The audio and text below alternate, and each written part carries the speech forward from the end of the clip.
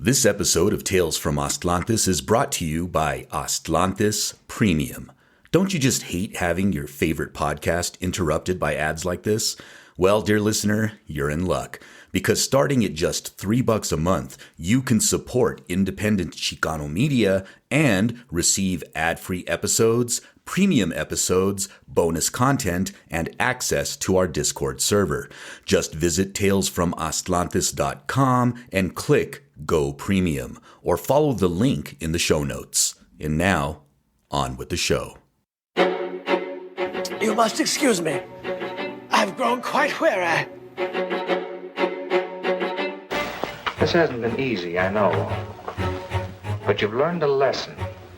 A lesson in honesty. Honesty to yourself and honesty to others. That lesson will stand you in good stead all your life. I think we've all learned a good lesson. I've always heard that honesty is the best policy. Now I'm catching on to why that's so, and why that's so, and why that's so. Greetings, dear listeners, and welcome to yet another episode of Tales from Astlantis, the show where we explore Chicano, Mexicano, and Mesoamerican archaeology, history, and culture, and we also combat the spread of disinformation about those very topics. We are your hosts, Kurly Tlapoyawa. And Ruben Ariano Tlacatecat. What is up, Dr. Tlack? Oh man, if I had $1 for every time someone asked me what is Chicano Heritage Month, I think I'd be a millionaire by now. Have you been getting any questions about what Chicano Heritage Month is? Quite a bit, yeah. People are asking me, like, is that like an official thing? And I'm like, yeah, we made it an official thing. Like, Right. whose permission do you need? We don't need anyone else's permission. We, as Chicanos, we declared it, and so it is. Yeah, that's part of self-determination, baby. Exactly. And anybody familiar with Chicano history should know that we've never needed permission from anyone to do anything. Ever. Exactly. So, I want to give a shout out to one of our listeners who reached out to me recently on Facebook that they're doing Chicano things up in Oregon. So shout out, you know who you are. Apparently they've been doing a celebration for about 50 years in some part of Oregon, celebrating the migrant farm workers and the end of the harvest season, and they call it Festival Mexicano or something to that effect. And so he's like, yeah, that's the way we're celebrating Chicano History Month up here. I'm like, so shout out to that part of the states. And if any other Chicano festivals are going on that we aren't aware of, please reach out to us, and we'll make sure to give you a shout out and give you a nod in that direction, so we can acknowledge what you are doing in the different parts of these good old US of A states. Yeah, it'd be cool if next year, when August rolls around, we collect dates and information for any and all events happening across the country, and we just promote it. Have like a calendar of events type situation, right? Yeah. Hell yeah. Sounds good. And then after that, a paid holiday. Right. A whole month. Go on vacation like they do up in Europe. Speaking of Europe. Yeah, speaking of Europe. Nice segue. Our guest today is coming at us straight from Europe. We are, is it Pharao or Pharao? I've always wondered. That's a good one. In Danish, it's Pharao, but I wouldn't. I wouldn't. Do you require anyone to give it the German pronunciation? That could seriously hurt your throat if you try it. Right. Well, we are joined today by our friend and colleague, Dr. Magnus Pharao Hansen. He has a new book. Yeah, Magnus Pharao Hansen. I'm going to start calling you that. Right. You should put that on your business card in quotation marks. Magnus Pharao. Far out. Yeah, there you go.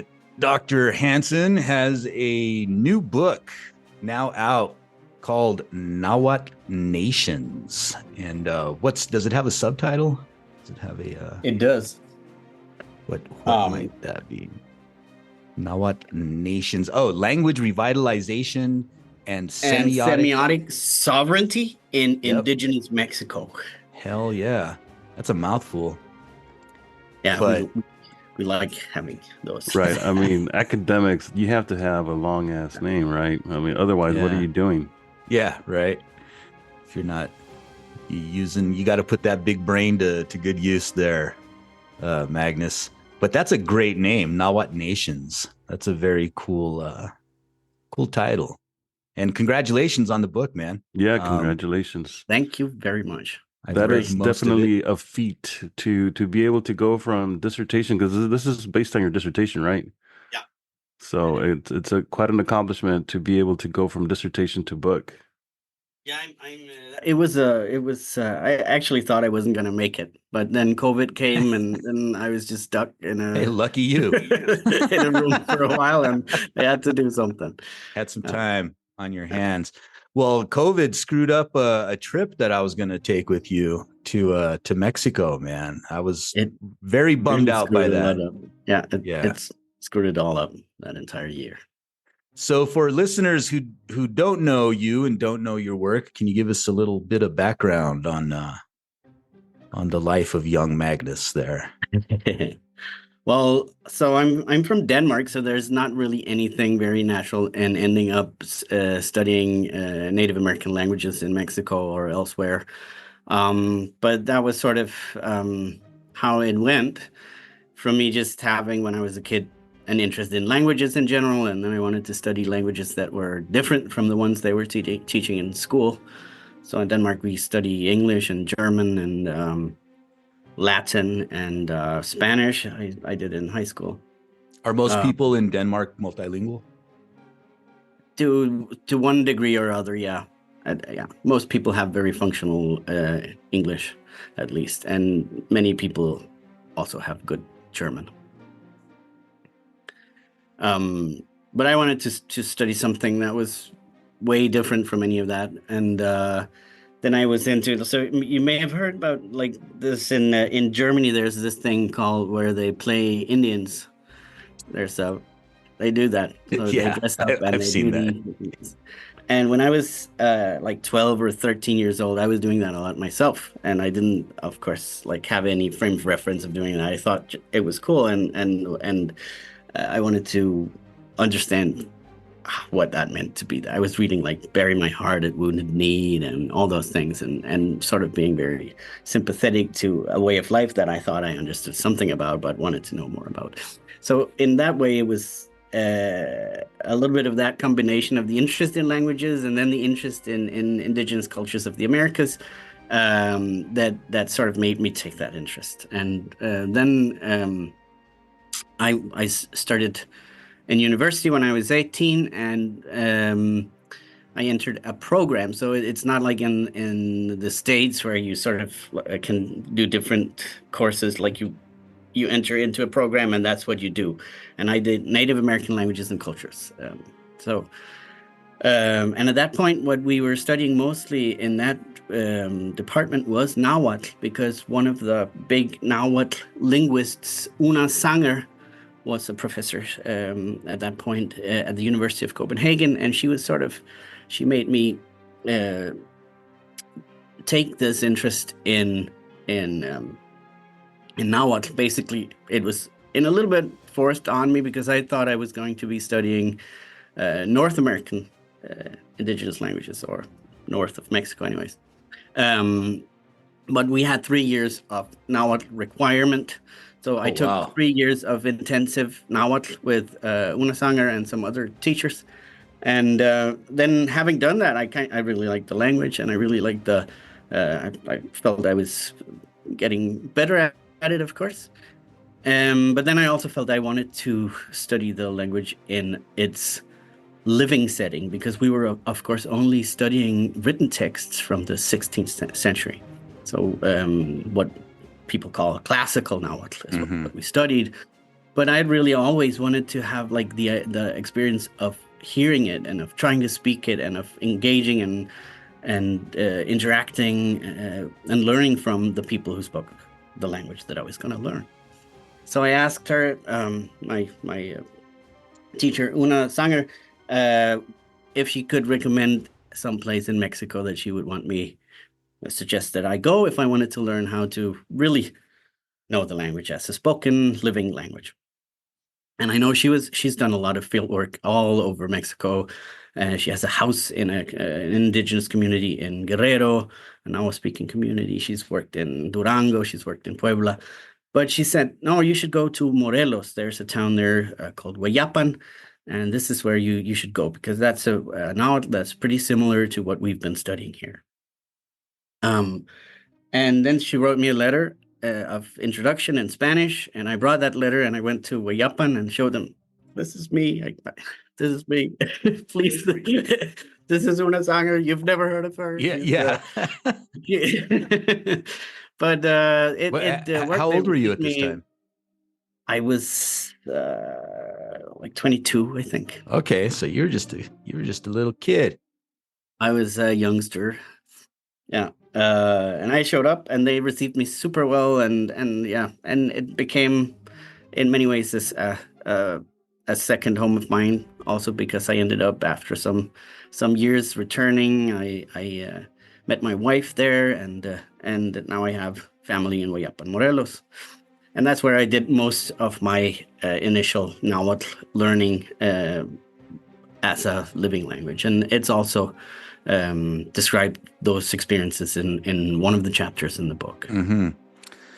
So Hueyapan, my first exposure to Hueyapan was in the book. I can't remember who wrote it. The Being Indian. Judith Friedlander, Being Indian in Hueyapan. Friedlander, yes. That's right. Yeah. And a part of that book that really,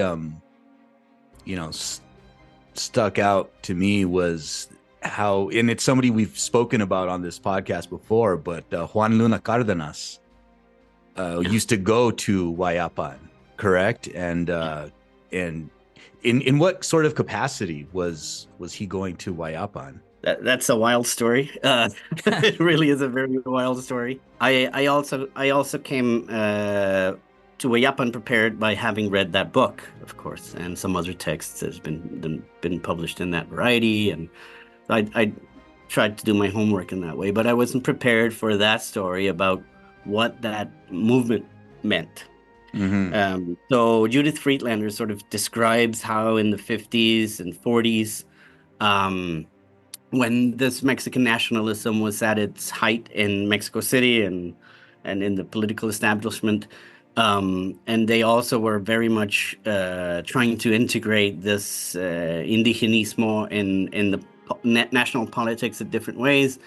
A group of people came to Hueyapan, or actually I think probably first some people from Hueyapan went to Mexico City to one of the meetings of the Movimiento de la Restauración de Anáhuac, Confederado, whatever. The MCRCA. Right? You mentioned it almost every show, this movement, right? Because it's been Movimiento Confederado Restaurador de la Cultura de Anáhuac. Exactly, yeah, that one.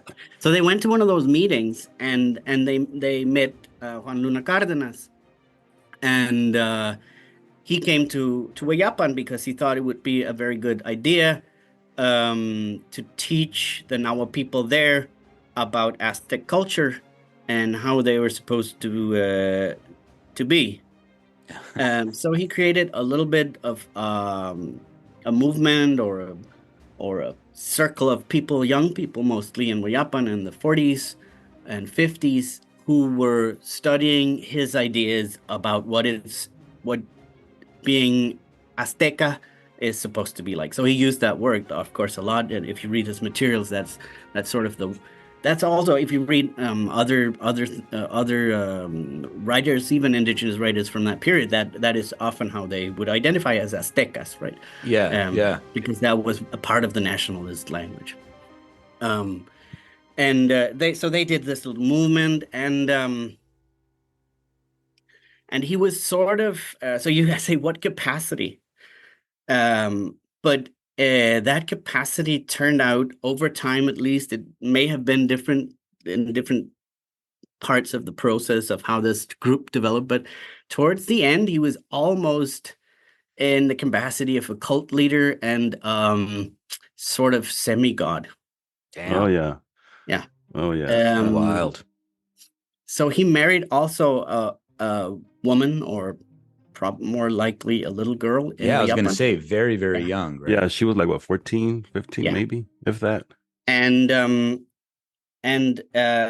there was this is on the level of rumor, right? But what I was told by the people that I lived with who had been there and had been part of that is that basically what they were saying when she got pregnant, that child would be the second coming of Huitzilopochtli. Something to that effect, right? Yeah. Because isn't the story, wow. I'll talk about this in my dissertation. Well, he actually was named Huitzilopochtli. Huitzilopochtli, The right. child was called Huitzilopochtli. He was a mechanic in Huillapan, and he was a huge man. Everybody I've talked to tells him about are talking about how big and strong he was. And the person who told me most about it said his face was like a stone mask carved like a stone mask. So this is what I've been told about Huitzil. They just call him Huitzil. And he was a rodeo bull rider. Damn. In the town, and he was like so the name was apropos. Yeah, he was he lived that identity and died young. But he was basically one of the results there. But then that happened sort of when he was born, the group sort of fell apart. But when I came to Huillapan, there were still some people there who had been part of that group and who really spoke so much about Juan Luna Cárdenas, and he was the wisest person who ever knew. He was the one who had ever known the most about Nahuatl and the truth about that. And so there were people still believing in that system, and many of them had taken names of Mexica Tlatoanis and had still these ideas that what the people around them, the kind of Nahuatl they spoke, that was wrong. Like they were all doing it wrong. They shouldn't even be doing it if they couldn't be speaking Nahuatl right. And the right Nahuatl is the Nahuatl that Juan Luna Cárdenas had showed them in the books. And that was very fascinating, right? That you could be in the midst of a community where people speak that language and still think that it's wrong, like it's the wrong way we're doing it, right? Well, that's something that you touch on in the book, right? So it is. Yeah. Getting into this whole idea, because you'd mentioned Mexican nationalism, and there's this idea of what constitutes a nation, right? And you get into that in your book, but there's this idea of Nahuatl purism, you call it, and because I'd even been told that when I was in Mexico and somebody asked me what I was doing. I was like, oh yeah, I'm going to Cuentepec and I'm trying to learn Nahuatl. And they're like, oh, well, they don't speak real Nahuatl in Cuentepec. You need to go to Guerrero to learn real Nahuatl. And it was just odd to me to hear a Nahuatl speaker say that about another community. And like, no, don't go there. Come to us because we speak the real stuff. And I guess a lot of it comes from the level of loan words and mixture with the Spanish language, but that can't be helped, really, right? Nobody's speaking a quote unquote pure form of Nahuatl. So I think that there's several things in it that I also try to sort of unpack in the book. That some of it is this idea that if you mix it with Spanish, it's less pure. But another part is also the nationalist ideology of Nahuatl as a language of the Mexican nation, exemplified by the classical variety that they teach at the universities and all those. But then there's also this other way and I don't know which of them it was that you met when they told you not to go to Cuentepec, because it could have been the other, which is that every town also has some purists who are local purists, and they'll say, we have the right Nahuatl here. So don't go over there because they're speaking it wrong, right? So it might have been someone who knew the Guerrero variety and considered it better than the one in Cuentepec. But of course, if you go to Cuentepec, they're likely to say that theirs is the right one and that they're speaking it wrong in Guerrero, unless they have these ideas that come mostly from scholarship of different sorts, that the real, also from school and education, that the real Nahuatl is the written Nahuatl And the earlier written Nahuatl is always, of course, purer and better and more official than whatever is being written now, right? So there's all these ideas about what is the right way to do it, and they're all the time they're in conflict. So whenever there's that's one of the premises of the book, that there's these different forces or movements or groups trying to strengthen the language, but they often have different ideas about what language it is that they want to strengthen and how. And that can be very cause conflicts, just questions about how to write Nahuatl, whether to use K and W or whether to use the colonial style orthography and stuff like that. And it can be very conflictive. And of course, in the end, it means that some people are going to say, no, I can't start speaking this language or teach this language. I don't know what's the right stuff. Like, I'll just stay out of this and just speak Spanish. And I think that is the risk that I'm really trying to sort of point to in the book, that it's much better for the language to just let it flow, let it be where it lives, right? So your background is in linguistics, right? Yes, it is. That's the approach that you're bringing to the book, to the study.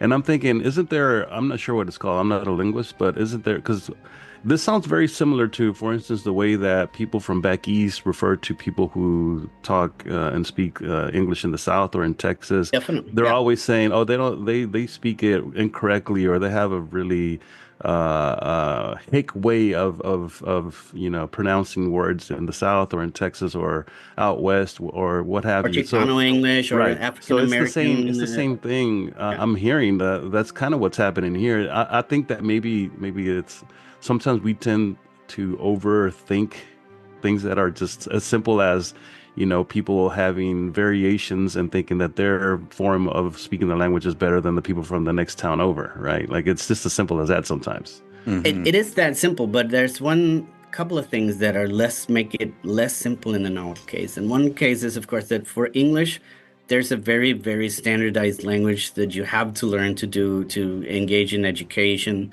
That if you want to have a teacher grade your paper and make it, you have to write it in a certain way, right? But in Nahuatl, there's no single standard that can be put as the sort of neutral standard, right?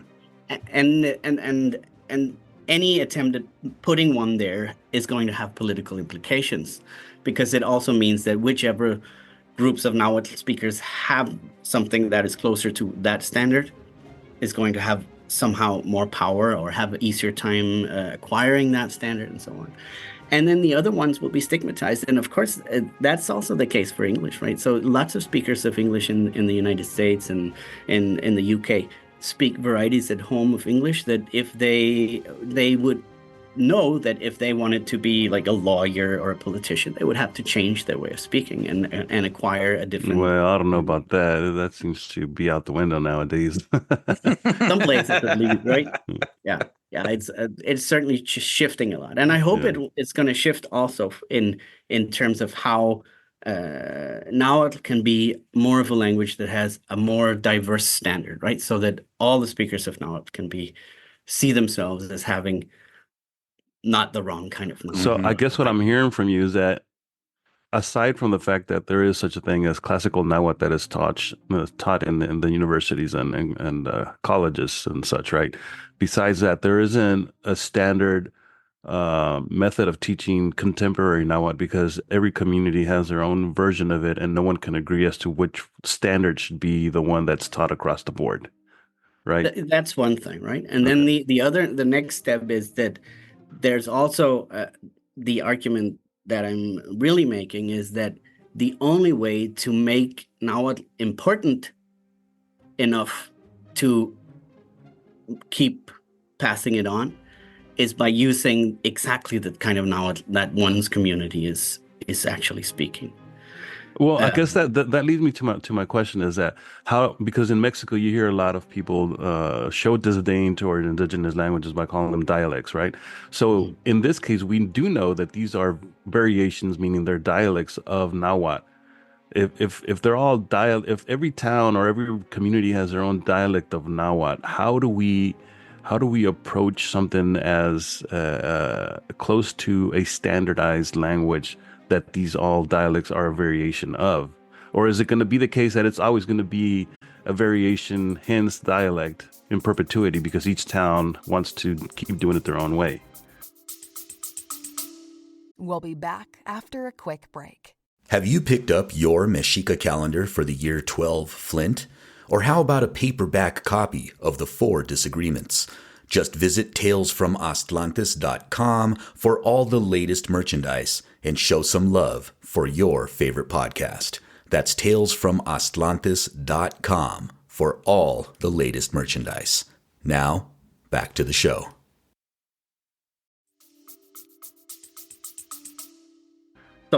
So first of all, I think that from a linguistic point of view, there is no non-political way of distinguishing between what is a language and a dialect.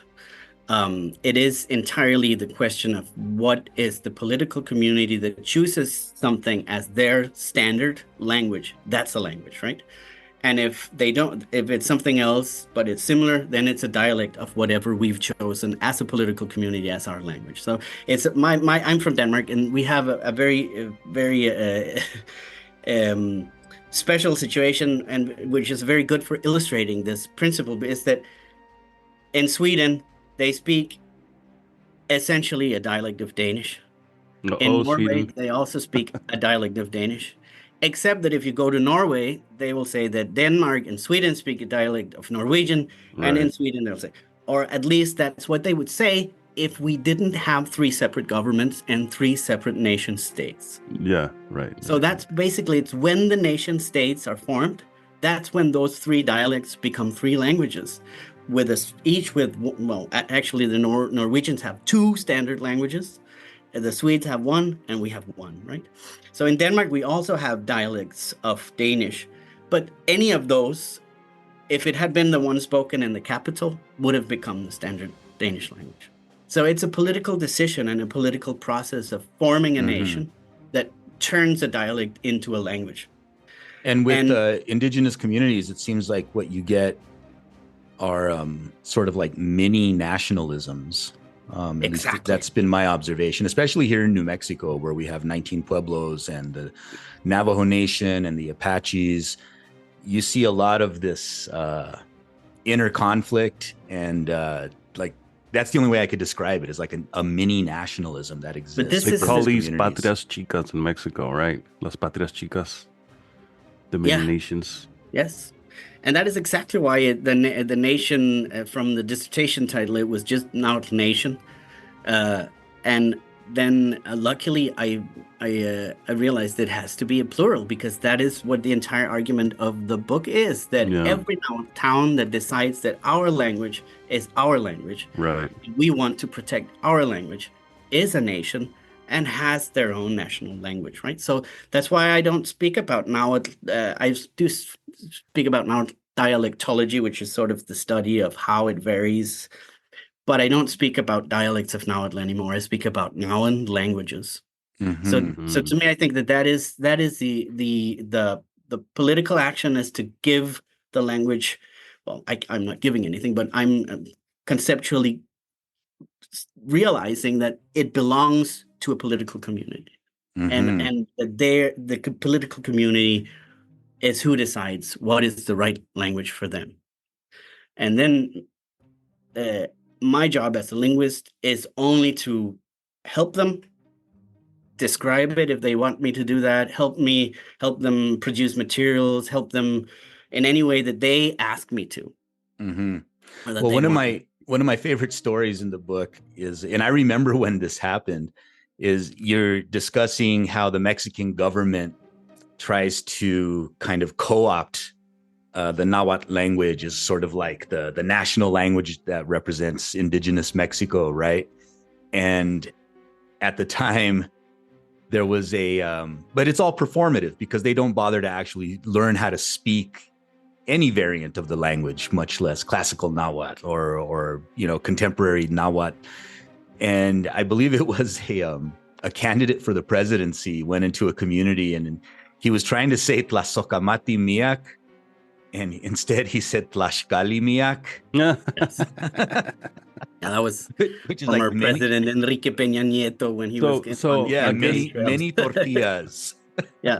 This kind of leads me to a question. I don't know if you have the answer for this, Magnus, but like for instance, before the arrival of the Spanish, and we know that the Triple Alliance was kind of like the head of state of the nation of, if we want to call it the Confederación de Nahuatl, whatever you want to call it, the Aztec Empire. I know that they didn't really impose their religious views on everyone because, you know, they felt like people should be allowed to, I guess, continue to worship the way they wanted to. But in terms of the language, the lingua franca of the Confederación or the Aztec Empire, do we know if it was the Nahuatl that was spoken in quote unquote La Capital in Tenochtitlan that was used across the board and was imposed over those other variations of Nahuatl out in the countryside, or So I think that we don't know, but what I think, and what some other scholars think, particularly the linguist Karen Dakin has written about this, is that probably what are now considered the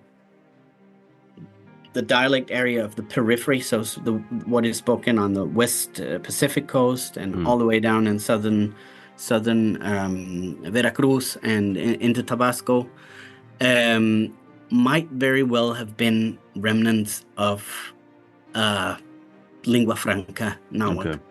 And there's some documents, early documents, that have this kind of Nahuatl that is. In some ways, you could say that it's simplified a little bit. So it doesn't have the tl sound. It has some phonological traits that are simplified. It introduces some new grammatical forms instead of the ones that are difficult in colonial or in the Central Mexican Nahuatl. So I think that probably there was a lingua franca that was a Nahuatl language prior, perhaps even to the emergence of the Mexica-led Triple Alliance, but it would have been probably a variety that was more like the peripheral varieties. And then, of course, with the arrival of the Spaniards, then we know how the conquest moves from central Mexico to the north, to the south, with Spaniards, with auxiliary troops who spoke the central Mexican variety. And then we can see that also is brought, for example, to Guatemala, to El Salvador, and very likely also all the way up north, right? So the periphery Nahuatl would be the kind of the equivalent of what Esperanto was supposed to be, in a sense. Yeah, I think so. Actually, I kind of like the term lingua franca, because that is, of course, a language that was spoken by the Frankish Empire, and which seems to have been sort of spoken also perhaps by traders along the Pacific, the Mediterranean coasts in the sort of actually more or less the same period. And it was basically a kind of Latin mixed with Frankish, a Germanic language, right? And I think that's probably more or less what happened in Mesoamerica. There was this a language variety spoken by traders, maybe adopted by other communities, and then as these kinds of contact languages goes, it loses some of the things that it has in the more refined varieties and becomes sort of a second language, just so the way that English is now, maybe. That even if you arrive in Denmark and you want to buy something, you can go pretty much anywhere and ask for it in English, and they'll understand you at least, and they'll probably be able to answer you, right, in a somewhat. And then you can demand and say, "Speak American." Yeah. Well, speaking of lingua franca, one thing that I thought was cool in the book that not a lot of people are probably aware of is how, and I forget who it was. Was it Philip II? Who made Nahuatl the official language of New Spain? Yeah, there was a period there in the Yeah, it And was like a 70-year period where they yes, made where Nahuatl the official language of New Spain until, and I'm pretty sure it was Philip II, and then I think Philip IV was like, nah, we ain't doing that anymore. But yeah. my So, question would so be, did the criollos also speak it? Were they also yeah, kind that's of what I was forced going to to? ask Yeah. Okay. is were the criollos speaking it, and what version of Nahuatl was it that they were trying to impose on all these other indigenous communities, right? Because that was the reasoning behind doing this was initially they wanted the priests to learn the languages of the individual villages that they were converting, but then they were like, there's too many goddamn languages in this country. Just make everybody learn Nahuatl. And so like this different form of imperialism, right? And so the priests will learn Nahuatl, and they'll force all natives to learn Nahuatl, in addition to whatever language that they speak. But that would make conversion easier because then they could use Nahuatl as like the language of conversion, right? Mm-hmm. So yeah, were criollos learning it too? And what variant of Nahuatl were they imposing? So probably the best evidence we have to answer that question is the Manual of Pedro Arenas, which is an actual phrase book, a Nahuatl phrase book. So it's a book used by people who only spoke Spanish to communicate with people who only spoke Nahuatl. And if you look at that book, it came out in 11 editions. The last one in the 19th century. So it must have been in use, and it must have been very useful for people who were traveling in the countryside. It has little sections on how to say if you arrive in a town and you want to find a place to eat, or how Like a travel log. It's a travel log. It's also how to talk with your servants. Many of them is like, if you want your maid to cook you this, then you say this and stuff like that. So they were doing something with the language. They were using the language in many contexts. So there's also examples like Sor Juana de la Cruz, who has some little snippets of Nahuatl in there in some of her villancicos and stuff like that. Mostly, I think, to sort of give like this sort of like flavor to it. Yeah, like a local Mexican flavor, right? To it, right? Yeah. And then you have like actual scholars working very seriously with the language, like Singüenza y Góngora and Clavijero and Faustino Chimalpopoca, who was an out speaker, but also an intellectual working with the language as a translator, as a teacher, as a member of the Academy of Geography.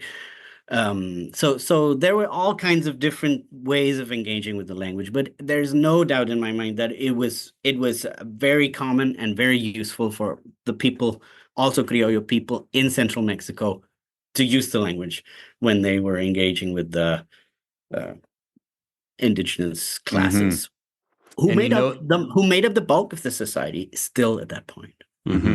Right. And you note in the book how Nahuatl was even used up here in New Mexico with the phrase "aputos timikis." Yeah, that was when you showed me that document, Kurly. Wow, that's incredible, because that one phrase it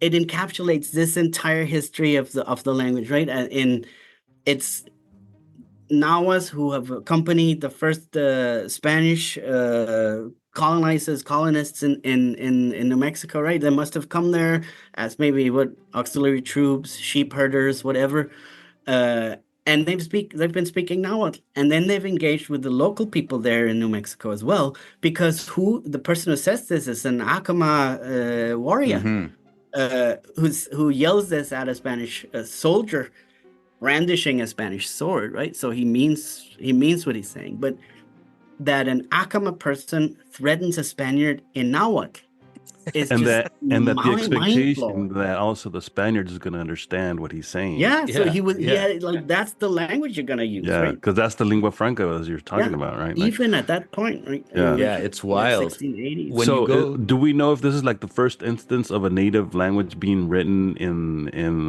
European script or Latin script in what is now the United States? Maybe. Oh, I wouldn't think so. No, No. I think there are earlier ones. There's earlier ones, from okay. some of the chronicles, right? But it's definitely the earliest Nahuatl. example of Nahuatl being spoken in what is now the U.S. yeah, it's wild. And if you go through these historical documents, because I pour through them, and I keep seeing two words pop up.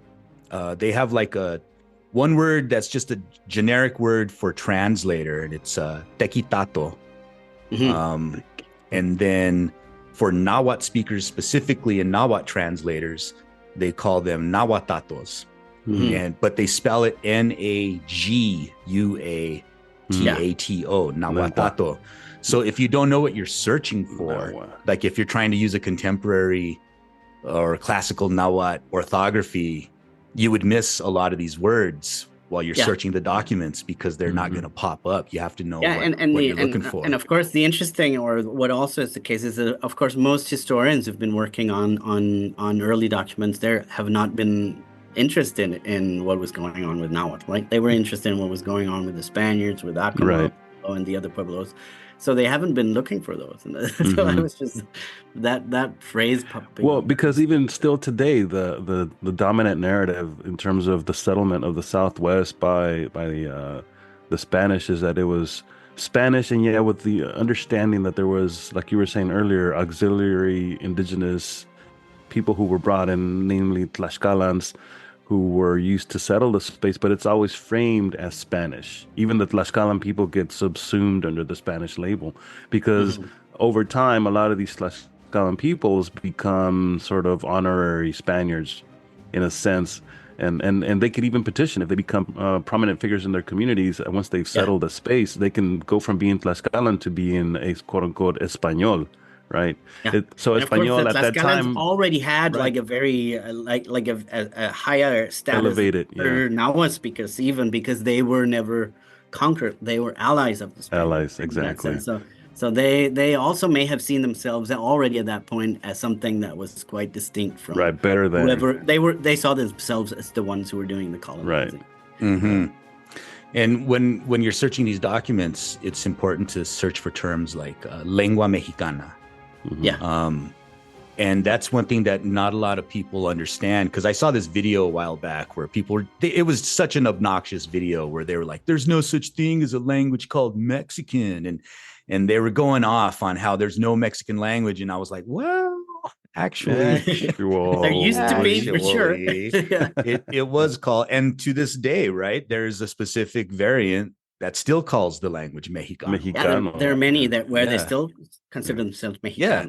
When I was in Morelos, and I met some kids who were there selling like those woven bracelets, right? They were selling with your name. You could get one with your name. And they walk up, and I'm eating at this restaurant. I'm out in the patio, and these kids walk up, and they're asking me if I wanted to buy one, and I said, "Amo tikpia no toca," and they looked at me and they're like, "What?" And then the dad came to talk to them, and they were like, "Él habla mexicano," right? So that's like that's even how they describe it. It was like he speaks Mexican, and interestingly and sadly enough, I was kicked out of the restaurant.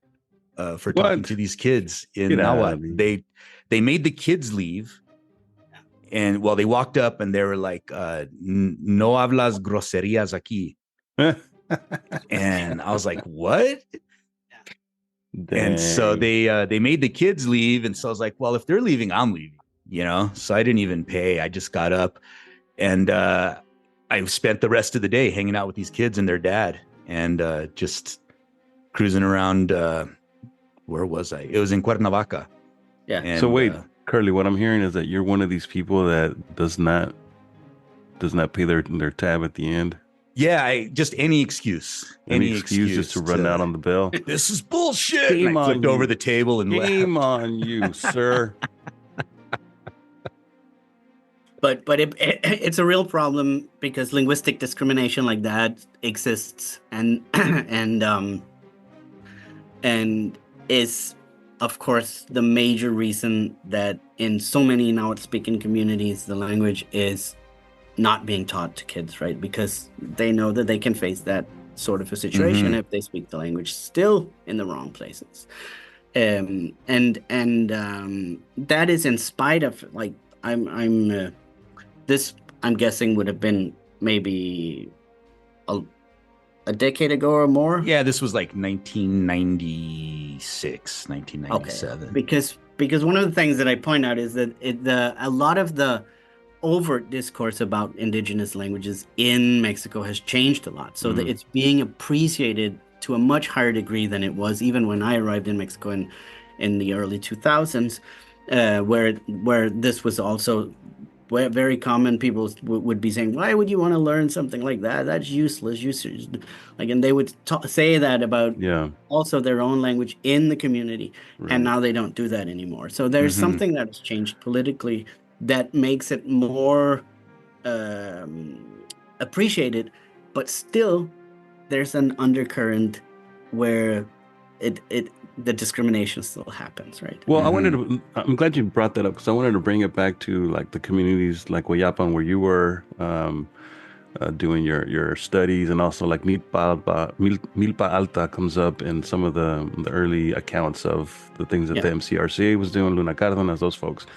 And I think in your book, if I read it correctly, you're trying to make also the case that it's because of what Luna Cárdenas and those guys were doing in those communities. And I think you mentioned it earlier that it's part of the decline of the usage and the continuation of the language. And I think that there is something to that, but maybe, I don't know, maybe I need to go back and reread it, but it seems like maybe there's a little overstating going on. Like there's too much credit, I think, being given to I think naturally over time, as you were just saying, people, because of shame and other outside factors, or just the fact that, indigenous languages in the communities aren't seen as a way forward and progressing, that's also, that's happening here in the U.S. as well. A lot of indigenous languages have gone extinct and are continuing to go extinct because they're not seen as something that's valuable for the advancement of the individual or the community.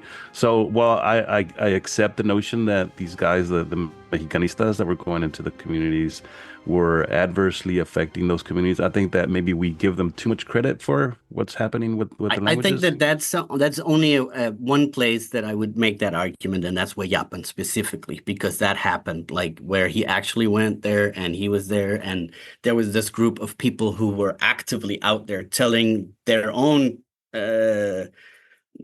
people from their own community that they were speaking wrong, and creating this narrative of the way we speak here is wrong. And in many other towns, that's not the case. They still speak the language and they'll keep speaking it. And in other places, it is, as you say, mostly a question about, like, it doesn't offer any opportunities for progressing for taking my life where I want my life to go, or my children's life. So we don't use it anymore, right? So all of those processes exist. And it's only in the specific case of Huayapan where I would want to throw blame on Juan. You're very, very specific. It's Huayapan.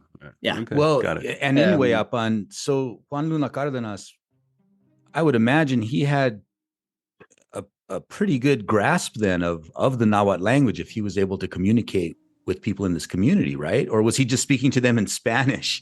And I do think he spoke something more like his version of colonial Nahuatl, classical Nahuatl, right? Because he had studied it. Like, there's no, he worked for the government as the director of one of the linguistic offices under President Cárdenas. Right. So of course he knew what he was talking about to a degree, right? But he also clearly didn't appreciate that there could be different ways of speaking the language, and he also made up the word Ixachilan. Well, he made up several words. Like, I have a little.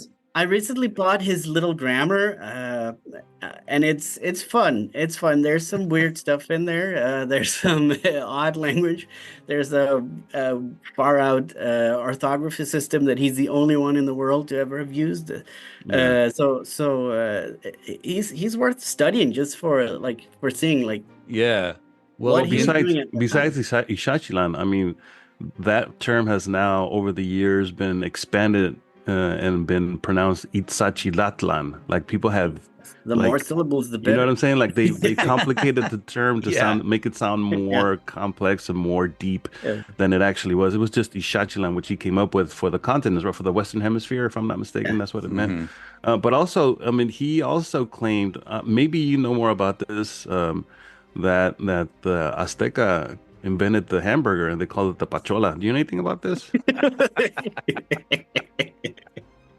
Well, I don't have any evidence to say they didn't. Okay, just running it by you, man. Aztec hamburgers, kids. Aztec hamburgers, pacholas. So that would have been sholot meat, dog meat. Oh man, why'd turkey. you have to go there? Why'd you have to Or go there? masat, right? Maybe masat. Probably Could be deer masat, meat, no? or- I mean, or yeah. turkey. Hey, Probably. turkey, Yeah. because a turkey is originally from Or North quail. America. I could see it being Yeah. quail. That was always Well, A lot of quail for one hamburger, dude. and Dang. well, they were small. They were This sliders. dude said Shola. Yes, later.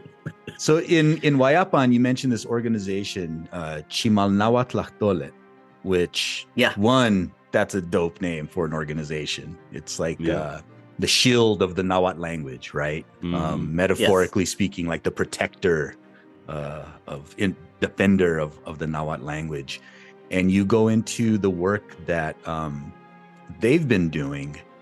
Can you just expand on that a little bit? Can you tell us a little bit about this organization? So that started off as a Nahuatl class taught in the town of Huayapan,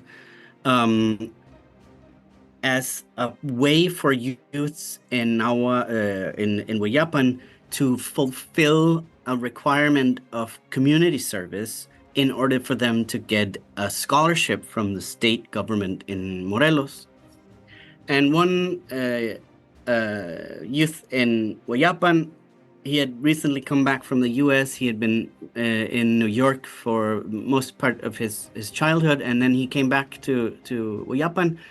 And he sort of took the lead in finding out, because this was when the leftist government started coming in the different states. So they had a leftist governor in Morelos, Graco Ramirez, and he was giving out these becas, these scholarships to youths so that they could study post secondary school, right? So I guess it's sort of in between college and high school, that level of schooling.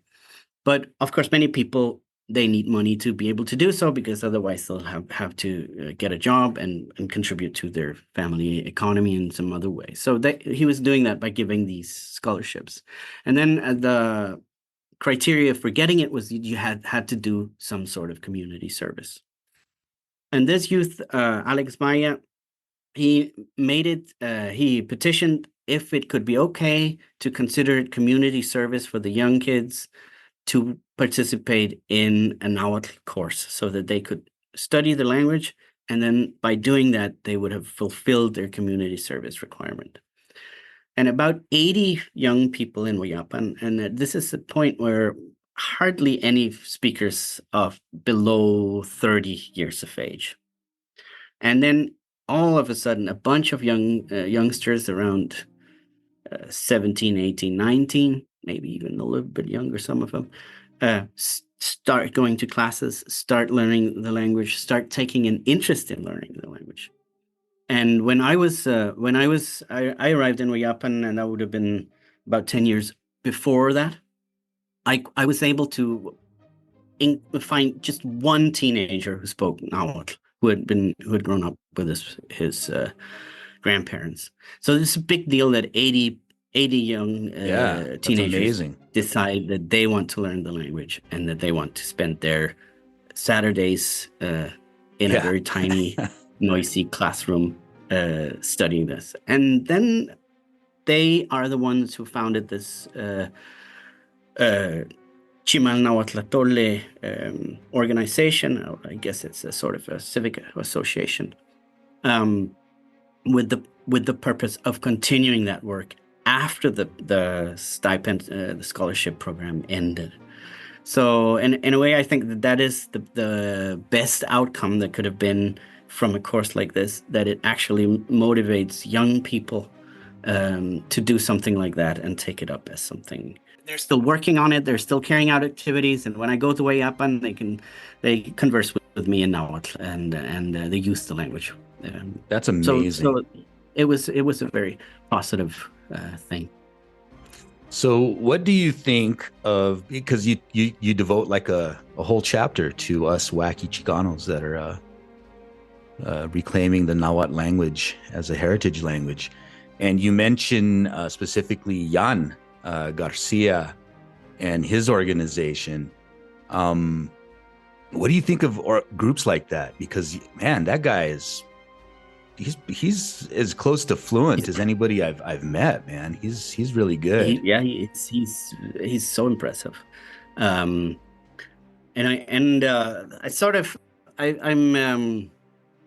I'm mentioning some of the sort of what you might call the political tensions that sometimes arise between this nationalist approach to Nahuatl, and how that is often used in some Chicano communities as a way of connecting to a Mexican national heritage, and also at other times to a Mexican indigenous national heritage that is less state-driven. And then in other cases where it almost becomes it becomes a way to actually engage directly with indigenous communities in Mexico and build solidarity with indigenous organizations in Mexico. And I think that Jan is a very good example, because he participates in political meetings with Nahuatl speakers, Nahuatl communities in Mexico. And the work that he does in LA is used by Nahuatl speakers in communities in Mexico. So they can read like Frankenstein that he translated with Dorian Teposteco. They can use his comic book materials and all those things. So he's actually engaging directly with those communities and building these sort of practical relations of strengthening the language. That I sometimes, some of the other situations, that becomes a little bit more tenuous or conflictive when there are these ideas about that come from this very nationalist perspective of there's one right way of speaking the Nahuatl, and the people who come from Mexico up here, like, they're not doing it right. So basically you can see some cases where Nahuatl speakers are again being told that they're not telling people how to speak their own language. And I think that has some of the same problems that Juan Luna Cárdenas had when he came to Wayapan in the 40s. So I'm trying to be sort of pointing out both what I think is really incredibly strong ways of building the solidarity from the bottom up between indigenous groups of different types on both sides of the river. And also some of the tensions that come from this nationalist heritage of championing Nahuatl as the language of the Mexican nation. Yeah, absolutely. And I know that Jan, in the newest version of his book, and I have it right here, he has this book, Learn Nahuatl, Language of the Aztecs and Modern Nahuas. He went all in with this, the modern, how does he refer to it? The modern Inali orthography. And in your book, you refer to, you call it the analytic orthography. Is that comparable to the modern Inali? Because I know both what you're pointing out as analytic. So at the point when I was writing the book, the Inali hadn't decided yet, and they haven't published the final version of their choices yet, right? So that's why I don't call it that in the book, because they had not made that choice yet when I was writing. And for our listeners who might not know what INALI stands for, what is that? Instituto Nacional de Lenguas Indígenas, so the National Institute of Indigenous Languages, which is sort of the main government body in Mexico that is developing support for indigenous communities, the languages of indigenous communities specifically. But in a sense, are they trying to standardize the way that Nahuatl is written? And in that sense, is that Yes, kind they of are. in conflict of like what we were talking about earlier, the Patrias Chicas and the way that they see themselves as speaking their own languages in their own communities? Yes, they Yeah. are. And of course, there are good reasons for wanting a single orthography. There are good reasons for doing that. Yeah. But the problem is that when you have communities where they already have a writing tradition and they're using a different one that they like and that they're attached to and they have already taught children and so on, they're not going to be happy when they have to change it, right? Or when somebody asks them to. And especially what nobody in Mexico likes that the government comes and tells them what to do. Right? Yeah. Which is also the case in the US. Understand. Right. I was going to say that's So- basically everywhere. So some people may in fact choose the other one just because the INALI says to use that one, right? People are like that.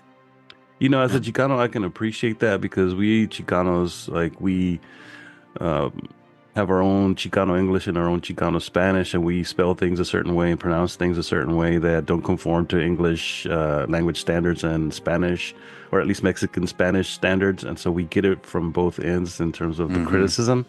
And so I can appreciate what these communities are going through when they have some outside entity coming in and saying, you have to do it this way now because we have decided that it's the best way. So in one sense, I mean, I do understand what the INALI is doing. They're trying to standardize the way that it's written and taught so that there can be an agreement across the board where people can communicate effectively and not wonder what the other one is saying.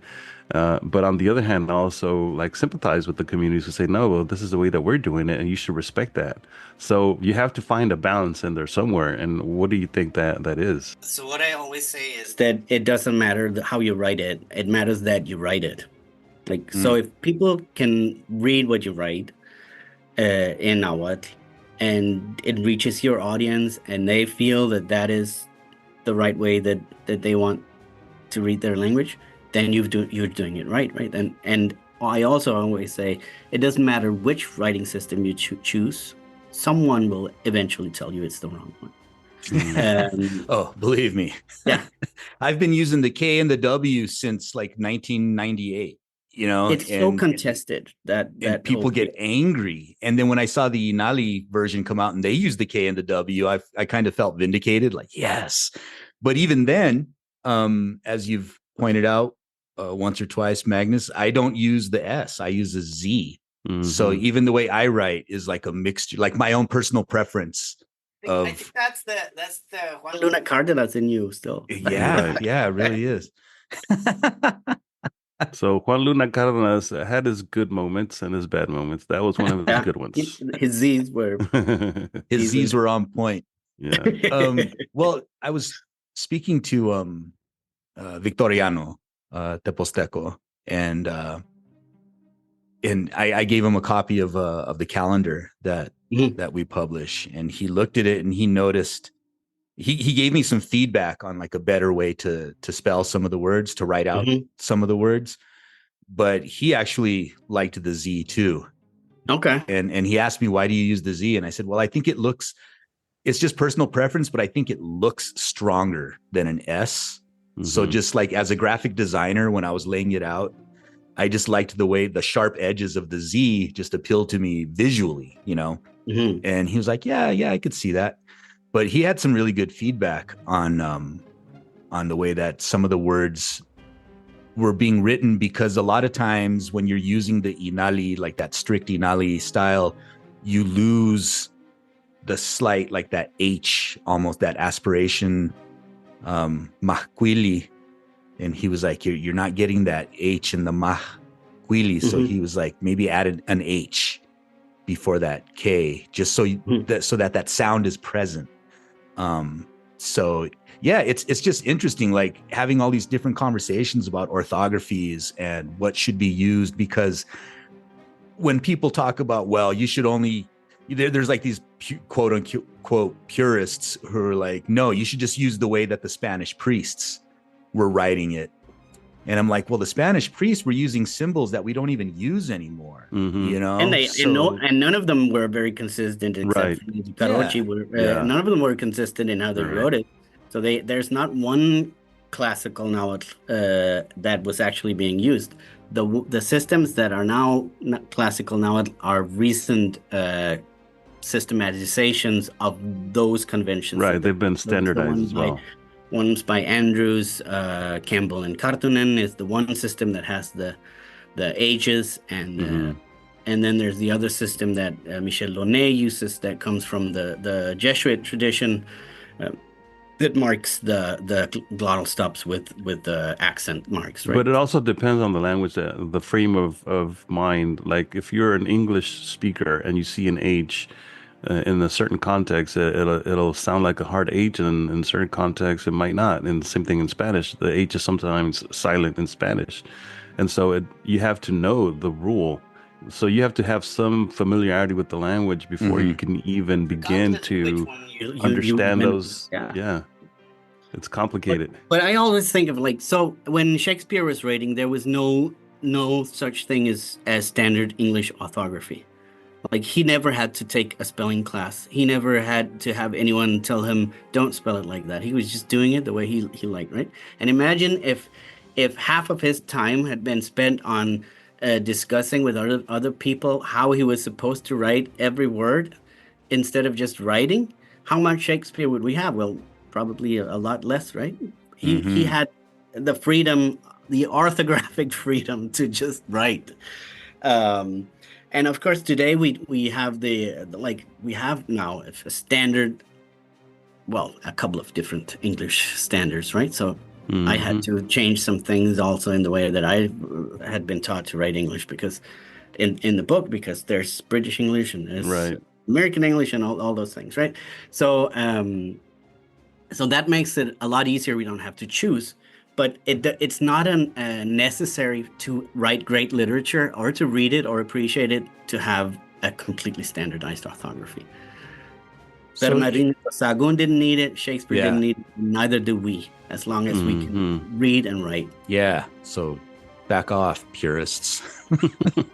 Well, in the book, something that I wanted to touch on that really interested me and fascinated me is you talk about these cases of Nahua rebellions and just communities rising up. But there was this instance where a conflict broke out in Puebla starting in the 1960s. And it was all about, land and reciprocity. And the way that the story is told, it even includes Tlaloc, basically, as Tlaloc. Yeah. It's a pretty amazing. Can you speak just what you have in the book? You don't have to divulge. Maybe I can just give a little bit of context. Is that in the 70s and 80s there were actually quite a few uprisings in indigenous communities in Mexico, and in Nahuatl speaking areas also. And historically, or historians have often described these and sociologists as campesino rebellions or agrarian movements and stuff like that. But most of them, which is actually the case if you look at most of the agrarian movements in Mexico, I would say that may be an unwarranted generalization, but many of them were in fact both agrarian but also indigenous. Like people who spoke indigenous languages. And what Taggart shows is that not only were they campesinos who spoke Nahuatl, they were also actually understanding their own movement in ways that are specific to Nahua culture. So in this case, in Huitzilan de Cerdán, it's a town where sort of after Mexican independence, these indigenous republics, Indian republics, which was the way that indigenous communities governed themselves in the colonial period, they were dismantled, which also meant that the protections against having outsiders move into the communities were often dropped. And that meant that many indigenous communities very quickly had an elite of non-indigenous outsiders come in and buy up the land and become the majority politically and in some cases also numerically. And that's what had happened in Huitzilan de Cerdán. So there was an elite, that a political elite of within this system of in Mexico, they often call caciquismo, so cacicasco, where you have like political leaders that lets their political leadership go sort of inherit it to their kids or their family members and form little dynasties and rule a community over several generations, to their own benefit, of course, and often to the detriment of small landowners that are often the ones that are indigenous and speak indigenous languages. But in Huitzilan, this conflict became very strong, and actually in the 70s and 80s became an armed conflict with many deaths, and it was actually very terrible, and you can see in the way that Taggart describe it that it was very hard to talk about it, because how can you talk about a political conflict that may have caused deaths in your family, that may have put yourself in harm's way if you talk about the wrong people in the wrong way? And what he sort of shows is that they use these moral fables or like an allegories that draw on Mesoamerican ideas about how you should behave, about consequences when you break religious or moral taboos. So if you are, one of the stories tell about a president, a municipal president, which is sort of the mayor, who breaks various moral taboos. And that can be just something like not being showing reciprocity. If someone gives you something and you don't give back, that's a bad thing. And stuff like that he was doing in different ways in the story. And then he experiences the consequences, which is, there's actually a couple of different versions of those stories. But one of them is a flood, because he basically manages to piss off a person who has the rain god as his Nahuatl, his soul representative, or what we can call those kinds of beings, right? How would you I think it's actually called in that community. So on the day, if you're born on a day that's ruled by the rain god, then you can have a rain god soul, which means you're a rain god. And those are the kinds of people that he manages to piss off by breaking these reciprocity taboos.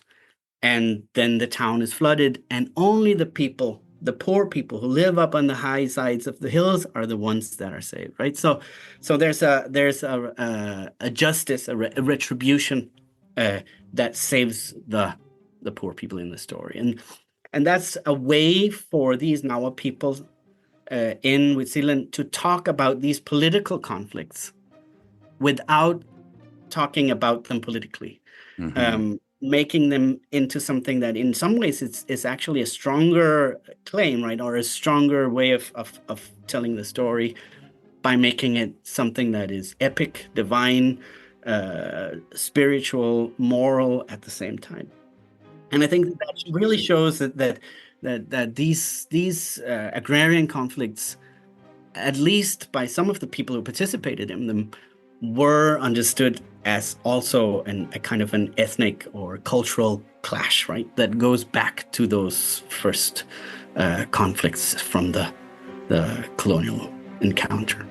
I was going to ask you. I mean, this is reminiscent of, like, for instance, the discourses of the elders, and there's a book that came out not that long ago recently by Sebastian Purcell, called The Discourses of the Elders, Aztec Huehuetlatoli, a first English translation. And I wanted to see if you had read it and to get your opinion on this book. And because I find it interesting in some parts, and in other parts, I was curious about some of the things that he has to say, but I wanted to get your take on it, if you read it. I read about 20% of it.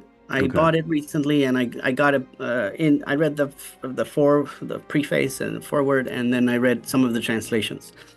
And I have to say, I was prepared to hate it. Okay. But I didn't. Okay. When I was reading it, so I read some other stuff he had written, and generally I have a little bit of a problem with the more Nahua philosophy, scholarship tradition, and that some of that, like that, basically, I don't like that very much either in the preface, right? And I think he says some things that I would disagree with there. But then when I came to his translations, and I was prepared to say, "Oh, this is going to be terrible," but it was decent. It was good. Okay. Good. I didn't find any like aggravating things that I would have. So you would recommend the book, despite I think the translation part looks to me, not having read all of it yet, but the translation looks absolutely reasonable. Okay. And this is a book that I think that there's. I'm not completely sure if it's the same version, and that's why this is called the first translation of the because there's another one by Maxwell and Hansen, which was absolutely, that's probably the meanest, nastiest, and also completely correct review of a book ever, is the review of their translation of the other Huehuetlatoli. So I was thinking this could go bad, but it looked very okay. Okay. Yeah, because I'm like halfway through the book myself, and there's some things that I find interesting, like the way that, because this was obviously recorded after the Spanish invasion, right? And so they're trying to preserve some of the wisdom of the elders, and how people should behave in public, right? You talked about taboos and about the systems of reciprocity in the community, and that's kind of what this is about as well. It's teaching the young people not to forget some of the ways that the Nahuatl or Mexica Azteca communities behaved in public. How to treat others, how to carry yourself in public, so that you don't have you don't give people something negative to say about you. Don't be chatty, don't be gossipy. Carry yourself with respect and dignity. All those ways of comportment, right? But then they also interject the imposed ideas of Catholicism and belief in the one God and Jesus and the Lord and all this stuff. And so I'm wondering if if some of these wisdom of the elders prior to the imposition of Christianity, were they going back to Tlaloc, might they have been more geared towards specific teteo that pertain to whatever it is that's being discussed? For instance, if it's related to rain, it would be Tlaloc. If it's related to the earth, it would be something else, right? Do you have any information on that? Any knowledge on? It's super hard to say. I think that what I think you can sort of rescue some of that from those, because all the texts that we have, for obvious reasons, are infused with Christianity to various degrees. Yeah. And I think that very competent historians, of which are many, are exactly doing that work of finding out what would this have been like without the Christianity? What could we probably, by looking at other sources and how they represent those moral principles, how could we propose that an original system of morality and justice and all those things would have looked? Right. But you can't do it in a way where you say this is the original. It's always going to be an approximation, right? Mm-hmm. Yeah, that's the only way you can get at it, right? Well, another thing we have to understand is, so these Nahua informants, right? They had all been educated in the Colegio de Tlatelolco, right? There are some other ones, but that was one of the main ones. And so they were, my point being that they were learning Latin. Like these They students were learning Latin, Greek, and Hebrew. because of that, they were engaging with a lot of literature in Latin. So they were adopting like the rhetorical styles of these Latin authors. So you also have true. that, Yeah. right? Like, is this really how they spoke? And they're also kids who were in many cases taken from their parents at like 10 years old and brought into a monastery, raised like with heavy discipline by friars who inculcated the right ways to do everything and told them that this is the true culture, this is how you should be doing it. And of course, that's also what they were writing with, right? So it's a very hard task. And you can sometimes find some texts that are seem to be a little bit freer of it, like just the way that if you look at the Florentine Codex, if you read the Nahuatl side, there's much less Christianity than in the Spanish side, which of course Sahagún knew that the censors of the Inquisition or whatever body of the church would be reading those to find out whether he was teaching Christianity correctly to them and telling them that their own stuff was bad. I always liked that you could compare the side by side and be like, well, that's and not really what that's saying. You know, what they wrote in Nahuatl isn't exactly what it's saying in Spanish. So that's pretty cool. You know, it was and sometimes you have the annals and you have other types of texts where you can see that they've had a little bit more freedom to do what they had done, or that's a greater amount of input from elders who might not have been indoctrinated as much and so on. Well, the thing that gets under my skin is when people will just outright dismiss things like the Florentine Codex and just be like, well, that's a post-conquest document, so you can't believe anything it says. And it's like, what? Yeah, well, that's a great way of giving yourself the leeway to invent whatever you like.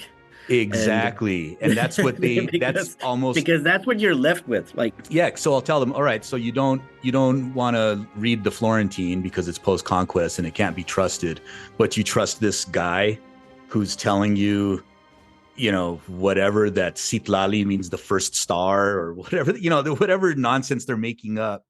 And that's because they're elders, Kurly. I thought you knew. But that's a good way to keep people in the dark too, is you encourage them not to read stuff like this. So they're not engaging with it in a meaningful way.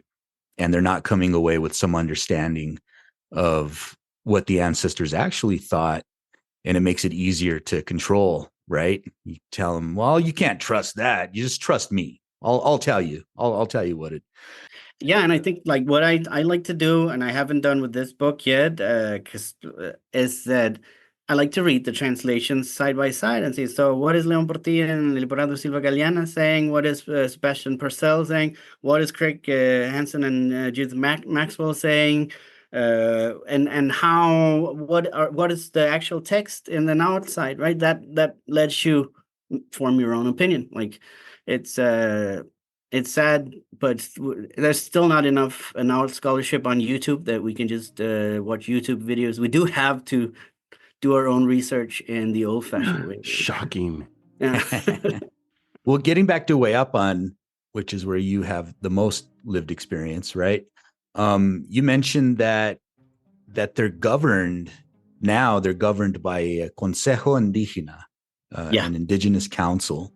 Yes. And that their council spokesperson is also referred to as Tlatuani.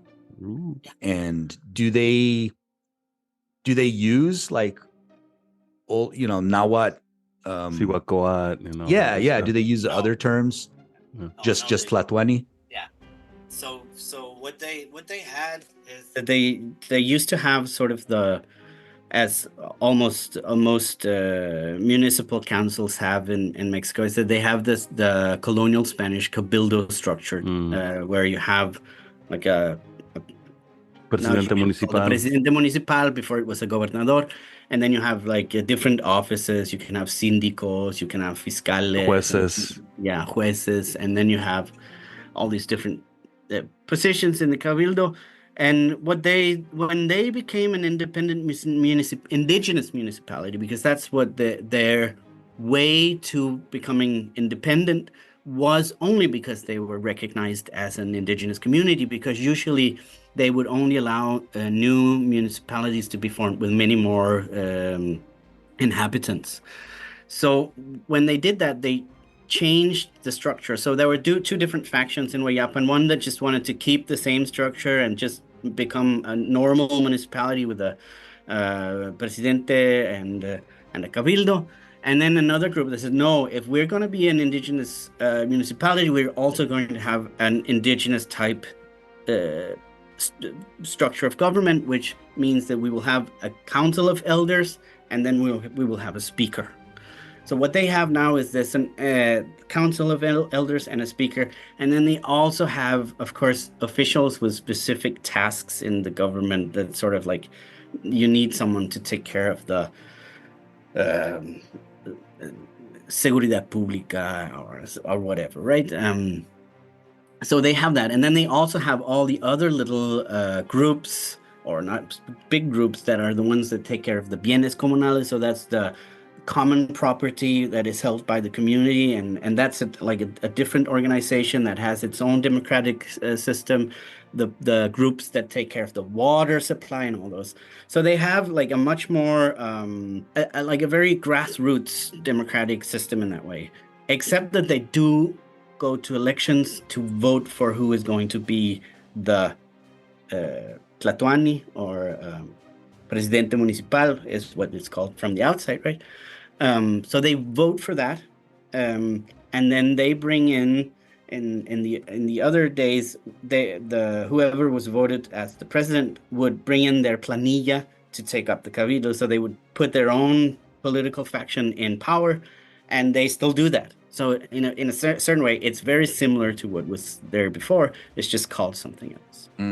And then there's a different way that they're using the public assemblies to make decisions in a way that's similar to how they all have always done it, but with somewhat higher stakes.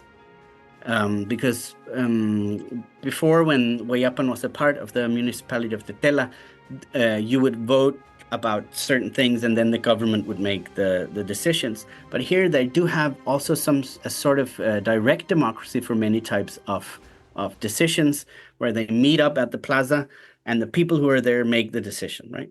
And that's a very direct form of democracy, and also one that can, in some cases, be gamed a little bit by whoever brings the most supporters, right? When I was reading this part of your book, it reminded me somewhat of a recent episode that we did. I don't know if you listened to it, where we talk about the Segunda Consigna de Anáhuac back in the late 80s, and how the political activists around Mexico City were organizing themselves in kind of a similar way, where they were electing their own sort of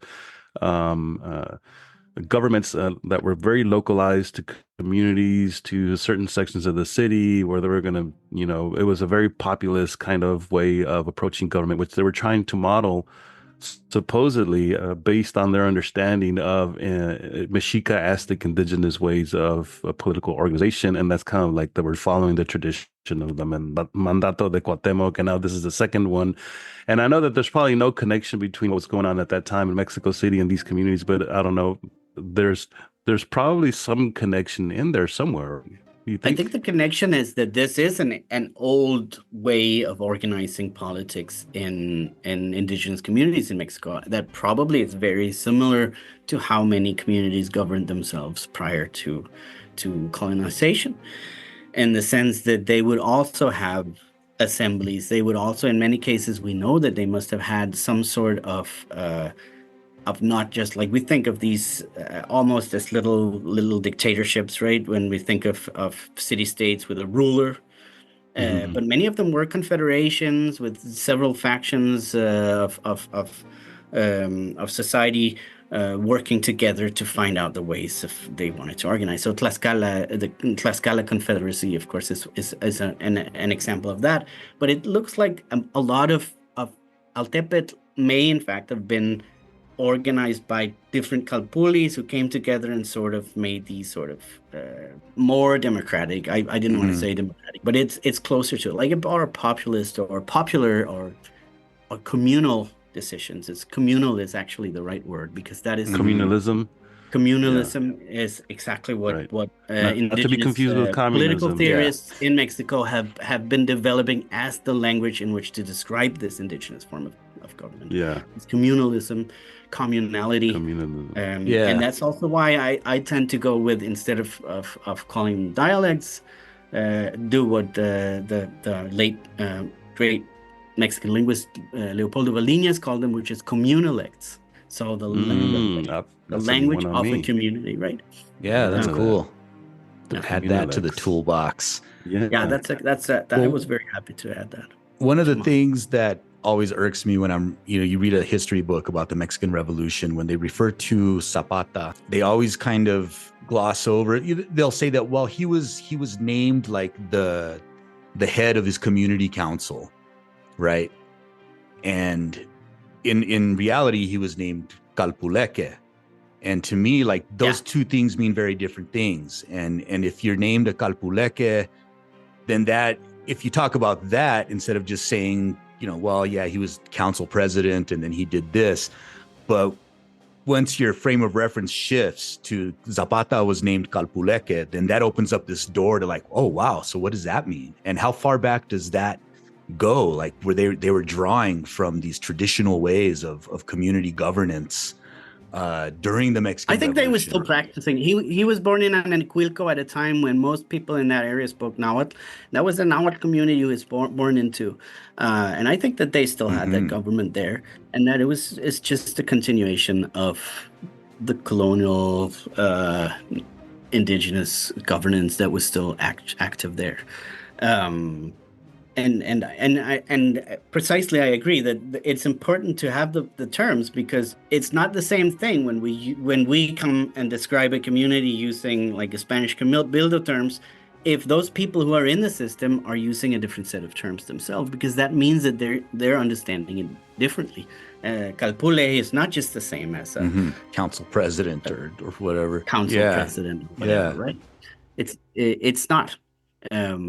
And it glosses over that entire indigenous political, social, and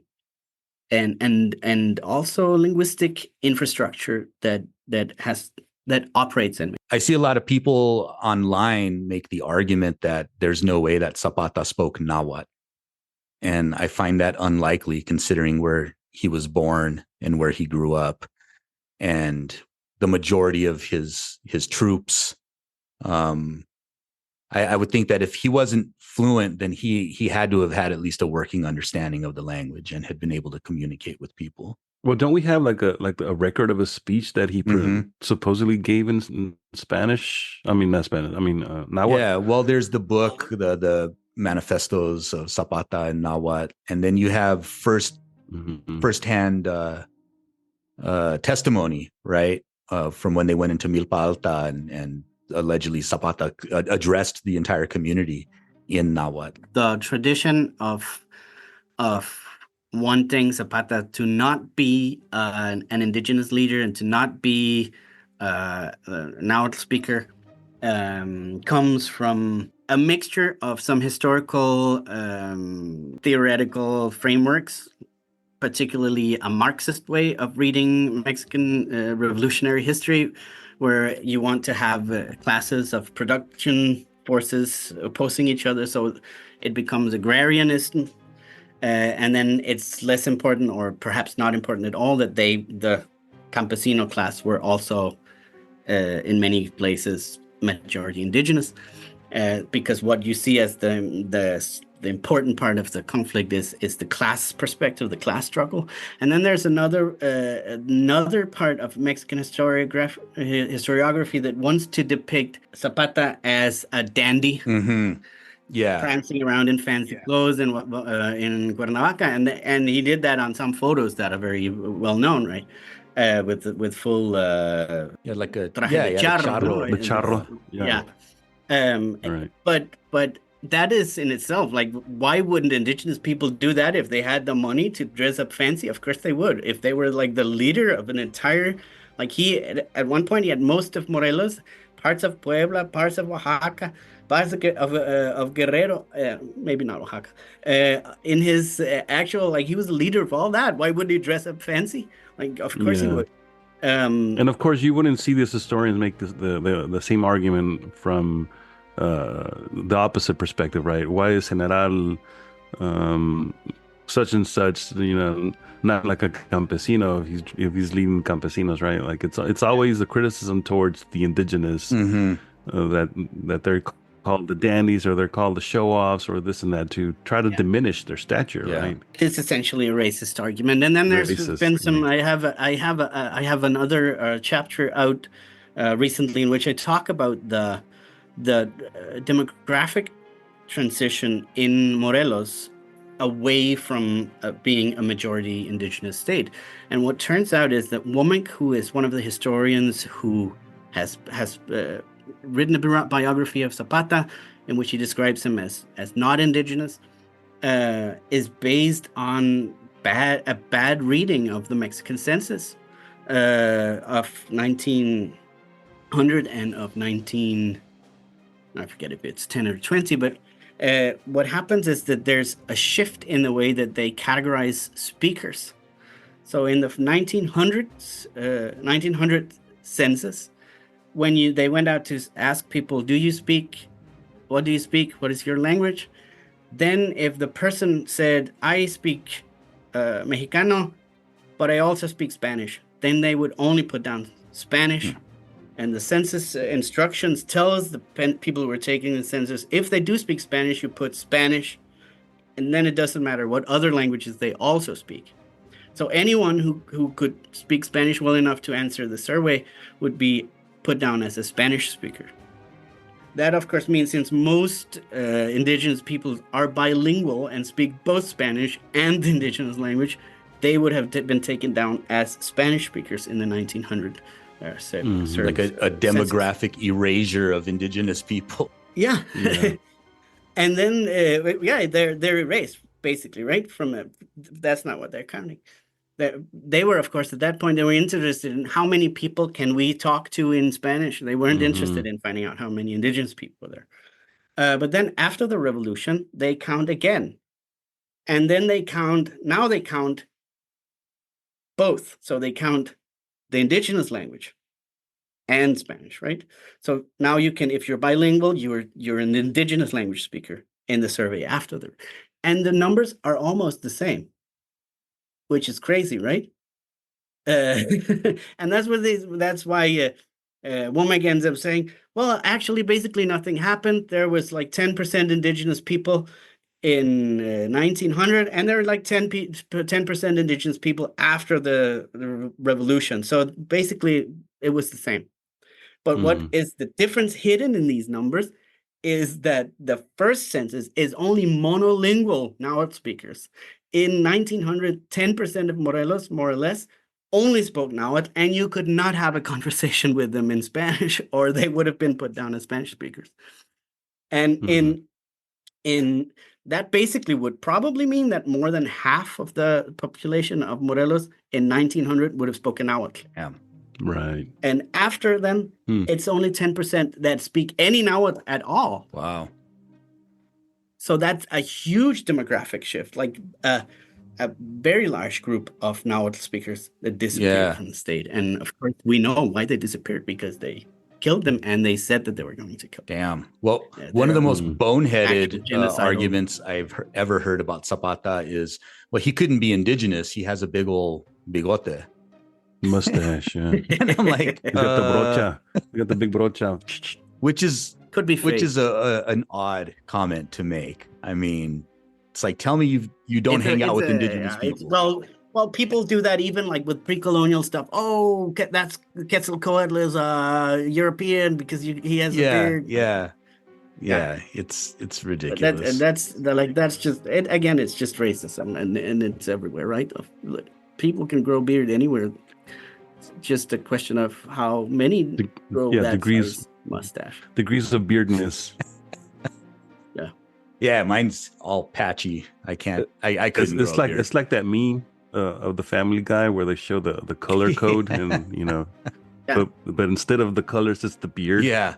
Yeah, the mustache size. Yeah. The mustache and the beard size. So how many people today, according to the best data, how many people speak Nahuatl as their first language? Or speak Nahuatl at all, actually? That I haven't checked the 2020 survey. As I don't have that number exact in my head, but I know that it's almost up around 2 million. That's what I thought. That identify as Nahuatl speakers, and that can include any degree of speaking because it's self-identified, right? And it's a very big shift from the 2000 and 2010 censuses. It's going up the number, which I think has to do in an important degree with it no longer being as stigmatized to say, yes, I do speak Nahuatl. So, for example, in Huayapan, I can see that people, when I came there in the 2000s, people say, no, I don't really speak it. I don't know. Don't ask me. Go somewhere else, right? Go over to those guys who were with Juan Luna Cárdenas, because they say they're the best, right?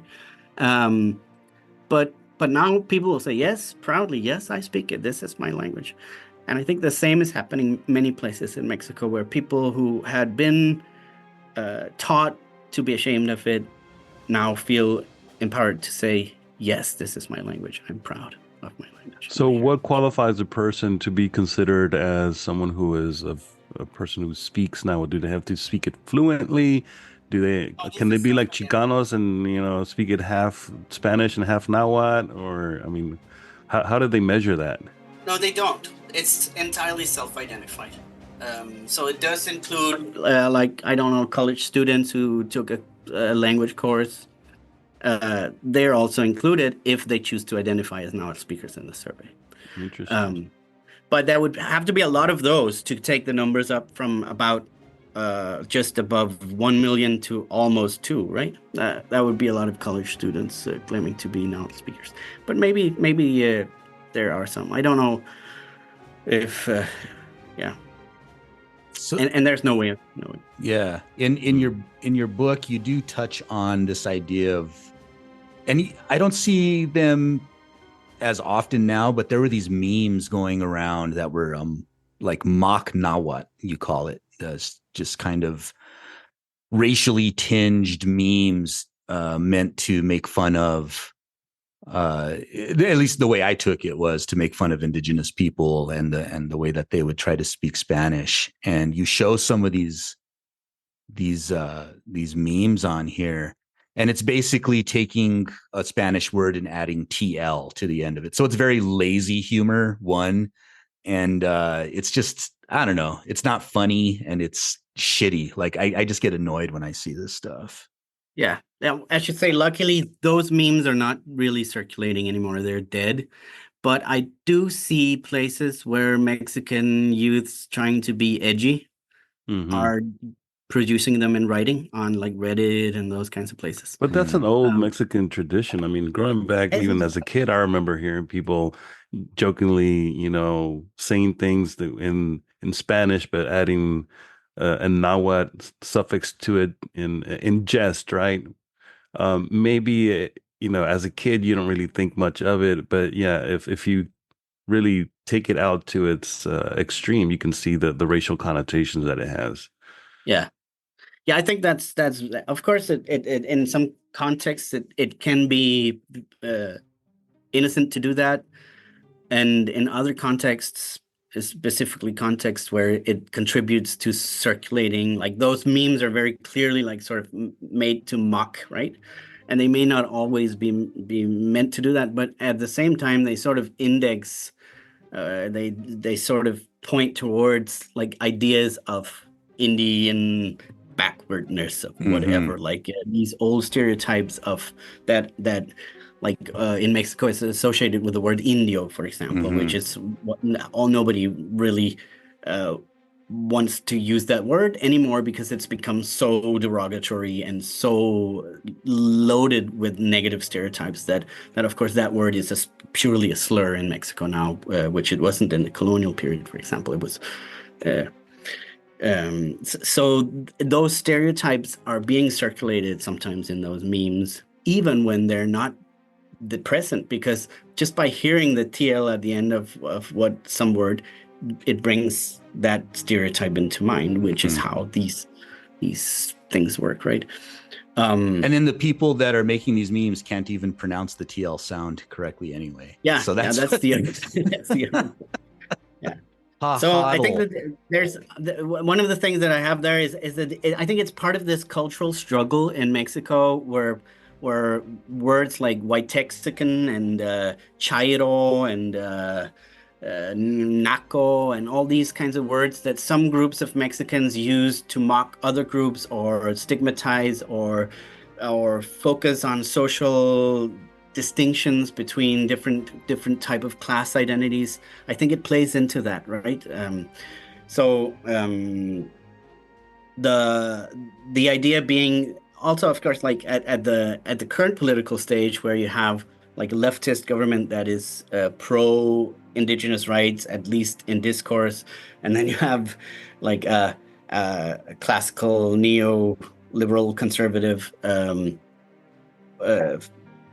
faction that is more about business, right? Money, business, and don't really promote cultural values unless they tie into their business interests. And those are sort of facing off by using those words against each other. So it's the chairos are associated with like the Morena party and this movement of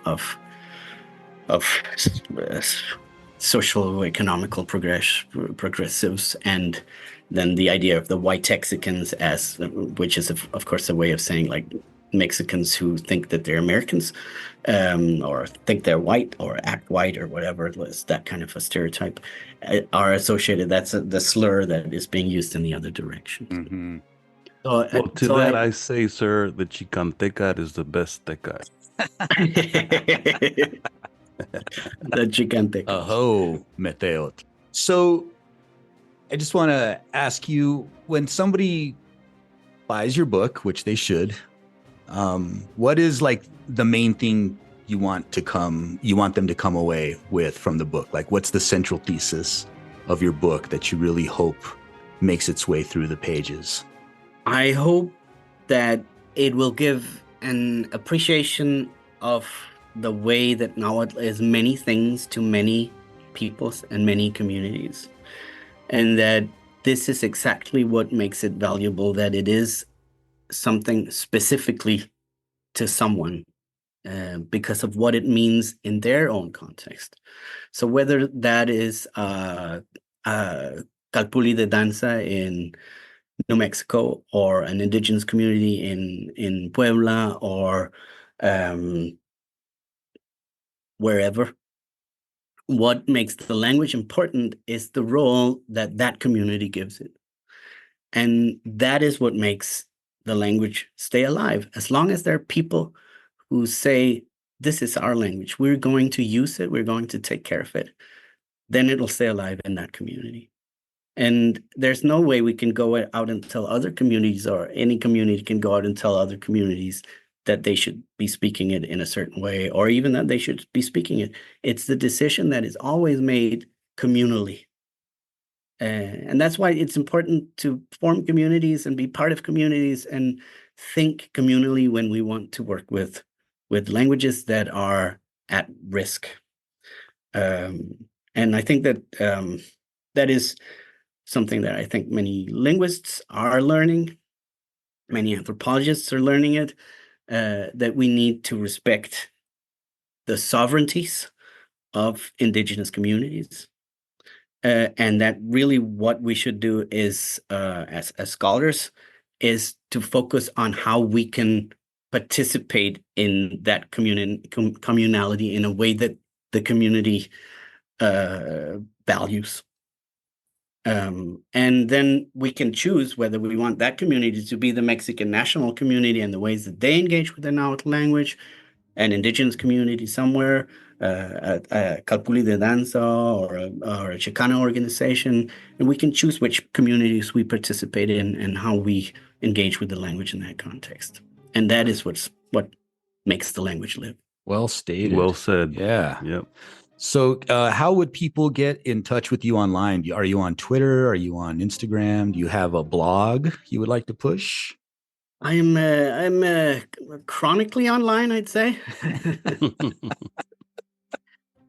So yes, I'm on all of those, and I'm happy to generally answer questions and comments and receive nasty Get into criticism. debates. Take the bait. I always take the bait. And I do debates, and I do whatever. So is it your full name, Magnus Pharao Hansen, people should look for, or is it just Magnus Hansen? You can, in most contexts, you can skip the Hansen and still find me. Okay. There's only one. And if you put Magnus Hansen, you find a Star Trek character instead of me. That sounds right. So Magnus Pharao is my Twitter handle, and also my Facebook thing. And then, of course, I have a blog called Nahuatl Scholar that I write something on a couple of times every year. And I just put up a Nahuatl summary of the introduction chapter because the book is in English, and I wrote the book in English because the dissertation was in English, and also because I want English speakers to read it, because they're the ones that are most likely to be able to give me a job and read me and all those things. So really, I feel, of course, that I should have also written the book in Nahuatl, but now I'm doing as a chapter by chapter summary on my blog. Oh, so awesome. Any Nahuatl speakers out there who also would like to know what the book is about, they can follow it there as a sort of serial. Yeah, That's every month or so I'm going to put up a new chapter. Nice. That's very cool. So one of the things that I took away from our conversation and your book is that, you know, you have all these patrias chicas in Mexico, all these Nahuatl nations, and I like the fact that you included the Chicano community in there. So we're part of the broader diaspora of the Nahuatl Nations. So thank you for including us in there. Absolutely. I think you definitely fit and belong. And I wanna read you real quick my favorite quote from this whole book. Okay. Because it's just one sentence.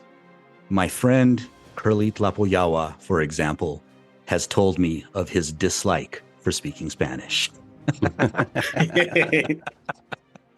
Yeah, It's on record. It's on record. Like you can There cite you go. that in your Wikipedia article. That's gonna be cited now. There you go. Well, thank you so much for Nahuatl joining us, is a man. Hispanophobe. Yeah. Queen's English in this house. Yeah, thank you for joining us. It's a great book. Congratulations again. I really enjoyed the book. Man. And everybody out there should buy it and read it and engage with it. We're going to put a link to buy the book in the show notes. So if anybody wants to grab it, you could go there. Matigil na migigan tukniwan. Tlonel melawak kense pachtle. Amono chipasan welik. Maskino chipa techpalewia. Imoitase. Hey,